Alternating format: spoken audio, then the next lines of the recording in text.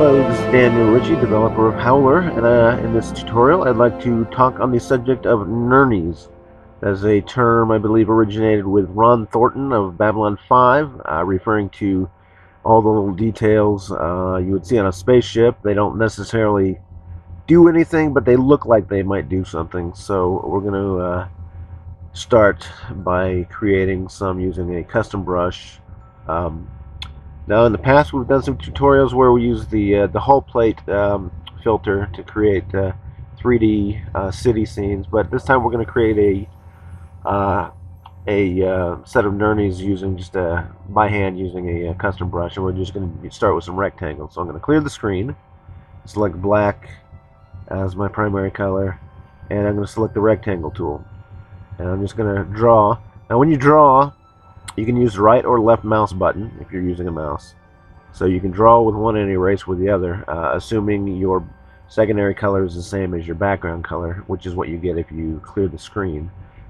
It'll be cleared to your secondary color. And you also draw with the right mouse button using that color. So I'm going to draw some rectangles and erase parts of them so we come up with these interesting looking shapes. This is going to form the basis of our Nurnies. And I'm going to pick this up now as a brush using the brush selector tool, which is right here on the tool panel. And I'm going to select that area just like so. And I want this to be partly opaque or partly transparent. That's usually that way by default, but I'm going to leave it about halfway there, the opacity about halfway or a little under. And I'm going to go ahead and start painting with this. As you can see, assuming you have a fairly large step value, you can see this will have the effect of creating these Nurnies for us. We want it to be a little bit more random, so I'm going to rotate this brush a few times. As you see, we have a preview on screen. That's activated by the PRV button up there. If you don't have that on, that you won't see the preview of the brush. I'm going to make sure that's on, and I'm going to click Z on the keyboard, and that's going to rotate the brush. Z, it rotates the brush. I'm going to paint a little bit more with that. I'm going to erase a little bit with that so we don't get too black or too white. Either way, I'm going to rotate it a few more times and do the same thing. So I'm just rotating that brush.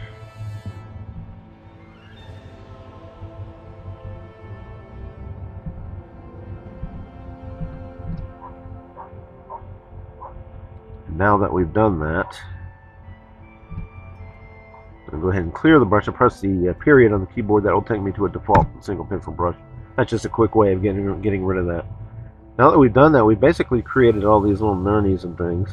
So I'm going to go to Filter, Transform, and the Puppy Ray GPU version. And give that a moment. Not on my netbook, so I don't have to apologize for the performance too much. Even the netbook wasn't too bad, but I'm on a nice fast machine right now, and pretty good for mobile anyways. And I'm just going to go ahead in here and set up a basic, simple. When you're doing these Nurnies, you want to turn off interpolation because that will give you rounded edges. We just want square edges in this case, and we also want to turn off pre-filter because that will also round things out. Now we'll go to a slightly higher quality so we can see this better. Medium quality will be fine. As you can see, that eliminates those rounded edges. As you see, if you had interpolation on these edges, would be somewhat rounded, and if you turn it off, it'll make them absolutely square. All right. Of course, that depends a little bit on the rendering quality as well. But we're just going to go with medium until we're ready to start to render this. I'm going to turn on global illumination so we get those nice filled-in areas.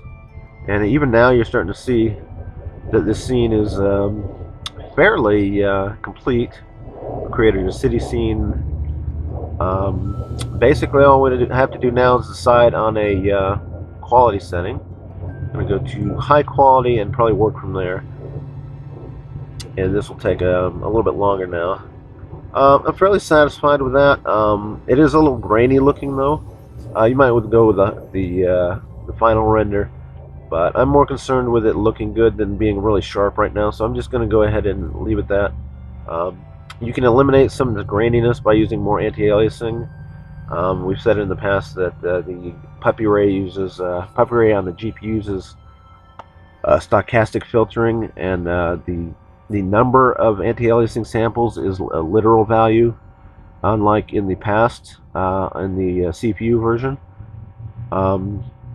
So actually, you can afford to add a lot more anti-aliasing passes, say 10 or 20. Whereas if you had done that in the past, it would have totally slowed down your machine beyond usefulness. So actually, we only have 3 steps right now. We could probably put that up to 10 or 12. I'm going to turn off anti-aliasing for now until I'm got a value I'm happy with, and I'm ready to turn on and do a final render of this. So I'm going to put the steps on, AA steps on about 8. Hit tab to enter that. I'm going to close this. Look around, make sure everything looks good. I might make the camera distance a little bit longer, or the fog distance a little bit further out there. And I might want to move the light a little bit. Turning off that anti-aliasing temporarily lets this work a little bit faster. I'll move the light back a little bit, I think, and maybe up a bit. I think that looks, whoops, a little too much. That'll do, though.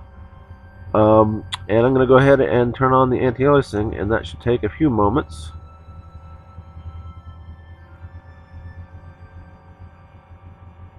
And we should soon have a,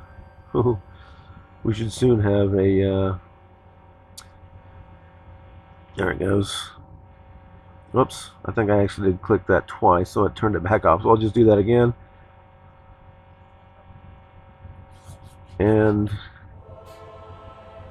bear in mind this is being rendered on the GPU, so your machine may appear to be somewhat sluggish when you're doing this.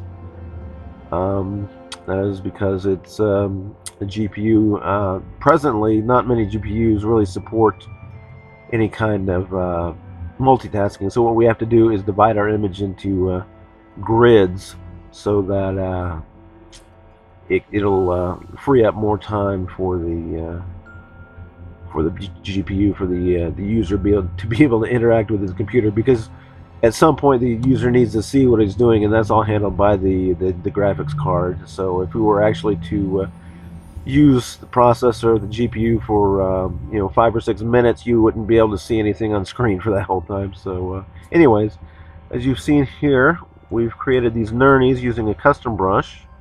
We rendered it with the GPU. We've enabled a little more anti-aliasing so we'd get a smoother value. You can see that the global illumination is nice and smooth. It's not too grainy looking, and all the shadows are nicely smoothed out and everything. We could have gone with a higher quality setting still, and even then turned up more anti-aliasing, but we wanted to get done in a reasonable amount of time for the sake of the tutorial. So that's about it for now. Hope you've enjoyed watching. Hope it's been somewhat educational, and talk to you later.